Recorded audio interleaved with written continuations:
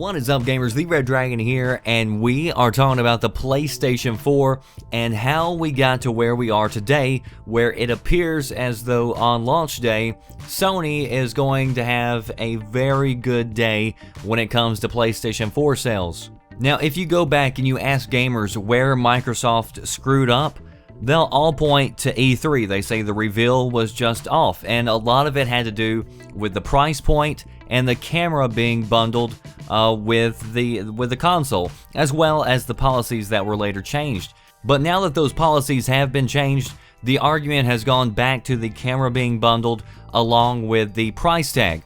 But are you aware of just how close it came to Sony revealing the PlayStation 4 with the same price tag as the Xbox and with the camera included with the console required?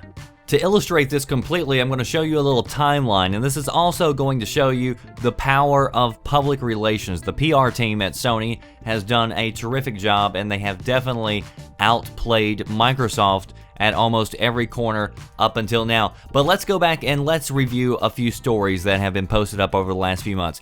Here's an article from IGN. This is dated June the 26th, and I will keep these in chronological order so you know when was happening at what time. According to multiple sources in the months leading up, Sony nixed the plan to include the camera add-on with every system and decided to shave $100 off its originally planned price of $499.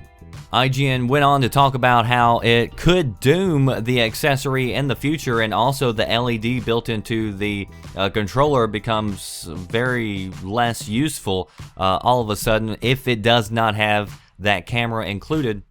But all that will be debatable whether or not that ends up being a good or bad thing. So let's go on to the next article. The next day, June 27th, MCV reported that IGN reported the article I just showed you. They also said that they had sources that said that Sony had more than one presentation ready for E3 so that it could choose which offer it would present to the world dependent on what Microsoft announced earlier that day at E3.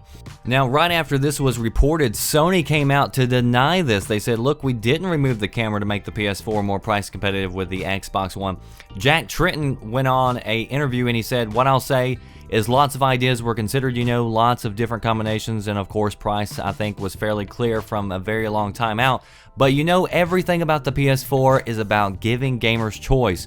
So if you don't want a camera, you don't have to have a camera. If you want to trade in games, you can trade in games. So there's been nothing in the whole proposition that is overly restrictive, and I think the reaction has proved that people value that. So Jack is saying, look, the decision was made about the camera because we want to give gamers choice. And of course, Sony is going to run with this narrative that they are the company that makes decisions based on making sure that the gamer has choices. A little over a week ago, there was another Sony representative giving an interview to Eurogamer. He says a decision was taken, and I think it was absolutely the right decision, which is to force bundle a camera is probably against consumer choice. It does not offer the gamer the choice, and therefore the most sensible thing to do as a gamer-friendly brand is to give them the choice, and I'm absolutely delighted that we've done just that. So the question you might have is, who is telling the truth? Is it the journalists who have supposed sources who say that this was going to happen? Or is Sony really making decisions based on making sure that gamers have choices when it comes to their accessories and games? Well, today we got our answer. Sony's president, CEO Andy House, was giving an interview. He said $399 was deemed the magic price for the PlayStation 4. He said efforts were made to include the camera, but pressure forbade Sony from making too much of a loss on PlayStation 4 hardware. It is rumored that the PlayStation 4 is going to lose $60 every time a PlayStation 4 is sold. Now, of course, they hope to make some of that money back by selling peripherals, software, services, maybe a few headsets. Now, House went on to say, certainly for the earlier part of the life cycle, the vast majority of the audience that we speak to tells us that their primary wish is for the full controller, and that there's not necessarily a huge emphasis being placed on the camera interaction, which is fair enough. But he goes on to say he is willing to adjust messaging over time, indicating that Sony may bundle the camera with every PlayStation 4 further down the track when it's ready to target a wider audience. So I do agree with House. I think that the earlier part of the life cycle is definitely going to favor the PlayStation because of the lack of the camera, because of the cheaper price point.